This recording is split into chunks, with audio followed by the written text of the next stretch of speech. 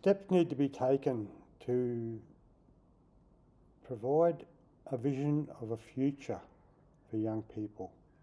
Young people come into the world and they're bombarded with negativity and a sense of hopelessness that the world is doomed, society is doomed,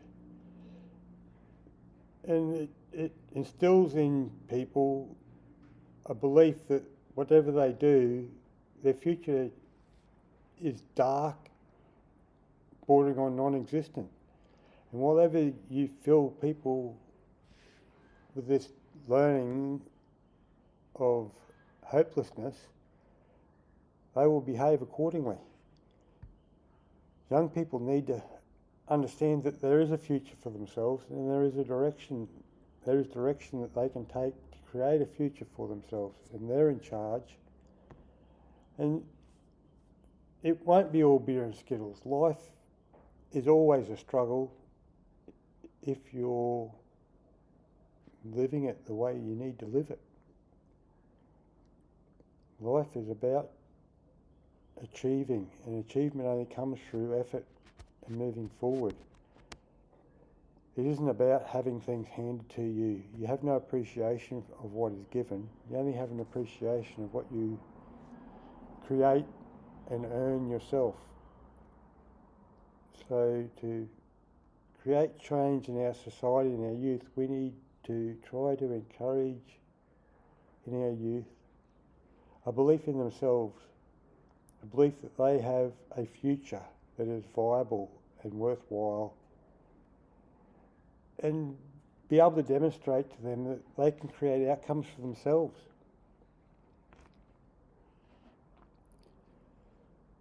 It's severely lacking in today's narrative. Young people you can't blame them for having no hope. That's what we constantly tell them. They have no hope. There is no future for them. And whatever you're drumming that into people, they'll behave accordingly. With no hope, they might as well rip, tear and bust. What's the point of doing anything else but? If I don't tear it down now, it's falling apart anyway. So all the intervention programs and all the government money that's being spent on various programs and procedures to try to deal with youth crime doesn't seem to address the main issue of instilling hope in young people and belief in themselves.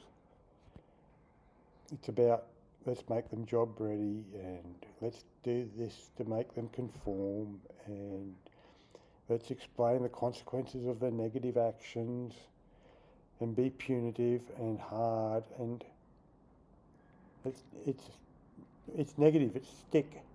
You need carrot, not stick. You need to lead people, not beat them. It's been an ongoing narrative for a while. Media has a large part to play in where we're at. The media seems to thrive on negativity, and the news itself largely is bad news. That's where fear sells more newspapers and media space than any other emotive influence. Happiness is a brief glimpse in the news. People don't want to see happiness. They want to be terrorised and feel fearful, and out of that fear, marketing occurs. Marketing opportunities at all sorts of levels. And that's mainly what's driving this fear narrative. For the news, they sell newspapers and newsreels and television news space, and it's similar with the internet and social media. It's either porn or it's porn or fear or anti-establishment. And the anti-establishment, it has grounds for what they're saying, but again, it's playing on fear of the existing establishment and what they're doing. So they're just marketing fear, but selling the mainstream as fear. So even though the target is different, the vehicle for the sales pitch is the same. It's you should fear the old school. They're hopeless. They're a waste of time. And again, with that message, there is no future to look forward to. So, how to create a positive message for our young people and have them believe that they have a future, that would be the best strategy for dealing with the disenfranchised youth of today with their crime and listlessness and general apathy towards life. You keep getting told there's no future, and why bother? They need to believe that there's a future. And it needs to be a strong narrative and a believable narrative. All this negativity of global warming, which climate change is inevitable, it can't not change, it always will change. That we have some huge control over it, well, maybe we do, maybe we don't, but it's changing because wherever we're breeding, the climate's going to change and the species will be affected and we will evolve and we will adapt and we'll make a future for ourselves regardless. And that's a message of strength and positivity that needs to be pushed. Not, oh look, we've got to stop burning fossil fuels and this and that. This world, the population as we understand it, can't survive without doing what we're doing. That we're looking at different technologies is great. Like the new technologies are making someone a lot of money, developing them and growing them, and possibly in the long future they'll create interesting outcomes that will change the way things are done, but they're not the be-all and end-all. It's just part of the evolution. There's a whole fear narrative driving this agenda.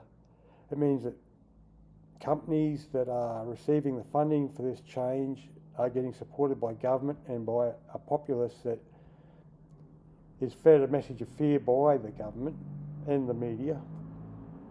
So they're supportive of the green initiatives and all that sort of thing, because hope is what's being sold in all these initiatives, and hope's probably hope and fear are the most marketable commodities there is. I hope this bloody hair tonic makes my hair thick and lustrous again, and